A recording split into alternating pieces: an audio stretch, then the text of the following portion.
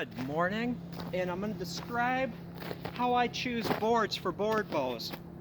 I recently made a trip to Home Depot, and I went through every single board there. And if you've been to a big box store and you've seen their hardwood display, you can appreciate that there's a lot of wood stacked up there. 12-foot boards, 8-foot boards. Home Depot is nice because you can take a board, a certain amount per running foot, the cost is, and have it cut to your length, and that's all you buy and that's all you pay for it. They had little scraps this long, which might be good for risers, but I appreciate that. So picking through their piles, and I like to get 8-inch wide boards so I can get two paddle bows side by side out of it. Sometimes I have to go with, say, a narrower board. It depends, but I like the 8-inch wide boards, nominal, 7.5-inch wide.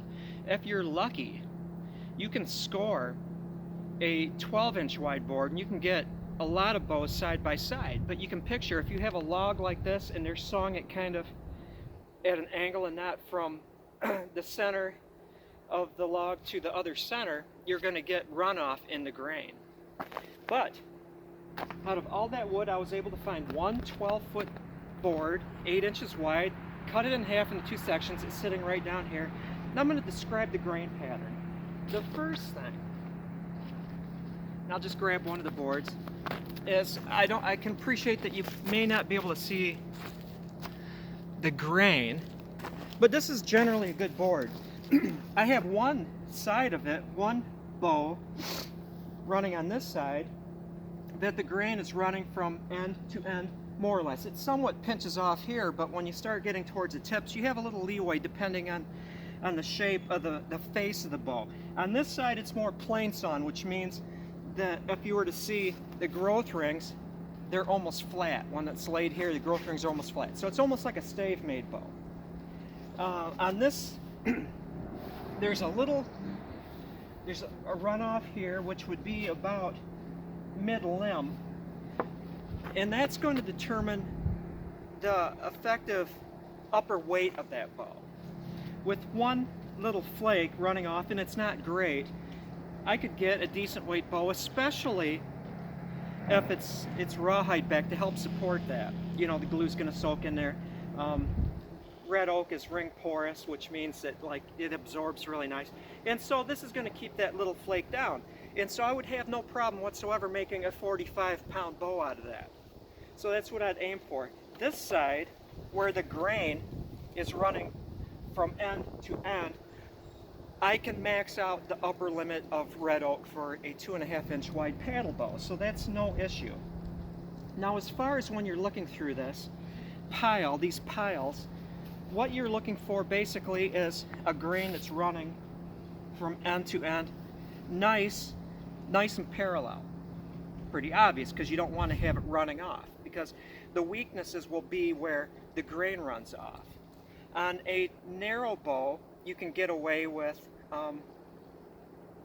a little bit more than you can on a paddle bow as far as the angle. On a narrow bow, parallel limbs, you can almost go to quarter sawn, which means when you're looking at the end, the grain is running straight up and down. But on a wider limbed bow, where you have curves going around, you're going to have a shallower angle. My preferred angle would be 0 degrees here if it's just level, 30. I love 30. When it starts getting the corners quarter sawn, I'm not going to make a paddle bow out of it, because on those curves, when you're looking at the face, it could just peel off. And so it's not only like the grain cracking on the surface because it can lift up, you're also having the issue of it peeling from the side. And so 30 to 40 degrees is good. So I was lucky enough to find these two boards. Let me get this other one, because this is more peely on the surface. There's right here dead center, it's peeling off. But that's going to be where it's non-bending, so that's not an issue. So I can truly get 2 bows out of each one. What was I going to mention about the grain? I think I about covered it. Let's talk about another thing. Suppose get this handy little rod here.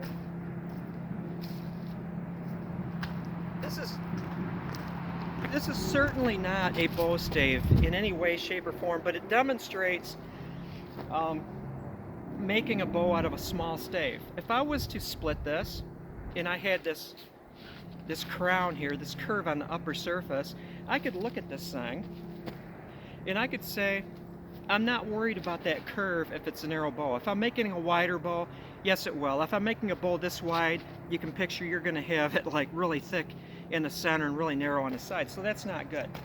And so a technique that some people use is decrowning. I could take a stave this size or smaller, cut a bow almost this wide, and then scrape the top off.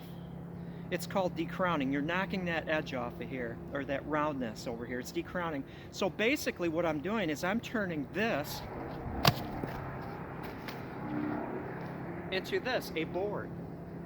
It's a very good technique. Now some people, myself included, were lured into thinking that the ultimate bow shape cross-section is a rectangle, flat on the top, flat on the bottom, the belly, and then, you know, kind of flattish on the sides, although you can knock the edges off. That helps. It's called trapping or trapezoiding or whatever. I round the edges just because that's a stress point. I, however, have come to the realization after making hundreds of board bows that I like to have a little crown in the center. Now you can picture the stresses. Holding a bow, drawing it back. On this side, the back side, when I'm looking at it, that's under tension because it's stretching. On the inside, it's compressing, you know, because of the back. I like to have some crown because I believe, prefacing it, I believe that on the tension side, there's a little more leeway. And so I like to stress that bow out a little bit to give it more oomph. If it would be the same as having like putting a Volkswagen engine on a truck chassis. You know, it's really underpowered. It's not going to go as fast as it possibly could get because you're not matching the chassis to the stress level imposed upon that chassis. And so I stress a little bit more, and I can get away with that because generally you're not going to have as much deformation because of stretching as you are in compressing. So I will add a little bit of built-in stress by rounding the back, crowning the back a little bit. There's always this saying, there's some remnants of this, but it used to be that like English longbows were always very narrow and had deep rounded bellies, and that's the way it is. Well, that is the way it is with yew. Yew is an oddball wood. You can't carry that to the oaks and the ashes and the elms and all these other kinds of wood, because to properly stress a yew longbow, you have to have that round belly. It can absorb it. It's like a sponge. It can compress and not be permanently deformed. And so that is a way to eke out the most performance out of a yew stave, because that's just the way that wood works. If you were to take a yew bow and have the rectangular cross section, it's not going to be as zippy as if it's narrow, thick with a rounded belly. And so that's that. Now as far as, let's take this board again. And I've seen this empirical evidence as far as the stiffness, the speed, and the amount of string follow in relation to the grain orientation. And what I found with board bows is and I've done this with 12-inch wide boards, and so I can get out of the same piece of wood, probably, you know, intuitively knowing that it's the same density from one side to the next, unless you've got like on this side heartwood and on this side sapwood. There's some variance, but if you have a wide board made from a single tree that's one of those lucky cuts where it followed the center line, so you have a grain pattern where it's not running off on the portion where it's plain sawn to where it's quarter sawn, I've made a series of bows out of those boards. So I have the same density, the same tree, the same wood, the same age, the same, but bows made with the different grain orientation running from on one side, or the center of the board, let's say, flat sawn, where the growth rings are level with this, parallel with the flatness, all the way to quarter sawn. Now what I've found is that the boards wind up getting stiffer as you go from the flat sawn or plain sawn, growth rings level, to quarter sawn. It gets stiffer as you go towards the quarter sawn on a gradient, on a spectrum, that the stiffness increases as the growth ring orientation changes. The stiffest being quarter sawn and the less stiff being the plain sawn. I've also noticed that going from flat to quarter sawn, the bows typically get less string follow. And so that's interesting. And that kind of points to that a stave bow flat sawn, I'm not going to include Osage and mulberry into these things, but on oaks especially that I've seen, because I've worked with oaks more, that 30 degrees is the best compromise. 30 to 40 degrees in there, you know, 0 being this way and then increasing it to 30 to 40 degrees is the best compromise between a resistance to splitting or issues that way and having the stiffest the bow and the bow that has a minimal amount of string follow. And so having the grain actually going up is an advantage.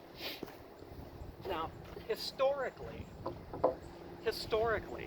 throughout the period of time that people have been making bows, if you look at ancient bows, they weren't all the stave, they were stave bows, but they were more like board bows because they were bias ring, where if you looked at the top, you know, it was cut off, or backwards bows, or these weird orientations, not like we make today and say that those are the natural bows, because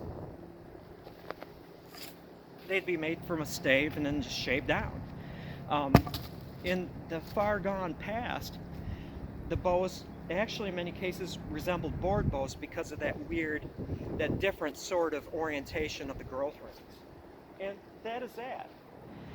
Now the extra credit time. Aside from bowery, I've also been like working on my money pits, these, that I'm going to say it's stupid motorcycles, because I only have one really that's 100% functioning. That's the 500. This is a piston from that 100cc engine. So I discovered when I took the engine apart that not only do I have a messed up transmission, the piston looks like the previous operator of this motorcycle, I wasn't the last one to ride it, had run gravel through it. And this piston is like scored like a son of a gun. The best thing this could be used for would be like something you would shoot through a big slingshot, because the upper end is like messed up. And it kind of gets me to thinking that maybe I should just re-weld the motor mounts on the frame and put that 125 engine in it, because frankly speaking, I feel like giving up on this 100cc engine. There's nothing really good about it except the stator and the flywheel are good and the oil pump is good. Aside from that, it's junk. So I have to know when to hold them and know when to fold them. And I'm folding on this 100cc engine. That is that. Have a good day. Work on your bows. I hope I answered some questions about picking boards. Oh, last bit. These are 3/4 inch. They're 1-inch boards, but they size them different. If you get a 1x8, it's not 1 inch by 8 inch. It was before they planed it and fine-tuned it. It's actually 3/4 by 7.5 inches. Believe it or not, there's actually been lawsuits by people that are not woodworkers that go into Lowe's or Home Depot or these other places. They buy a 1x8 inch board and it's like, it's not 1x8, and they sue them. It's ridiculous. But long story short is, you need to glue risers to these boards. They're nice when they're thinner because you have less woodworking, you have less wood removal. I've made them out of 1-inch boards and 1.5 inch, and I get like more waste than really more bow. So I glue risers onto them. And the question is, what is the best glue for gluing a riser on? There are a lot of glues that can work. You can certainly use hide glue.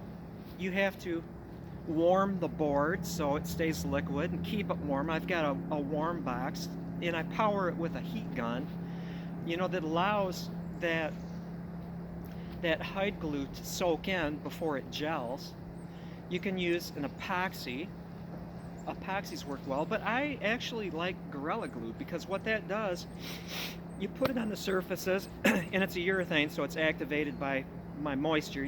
One side gets the sponge, the wet sponge, the other side gets the glue. You stick them together and you clamp them tight.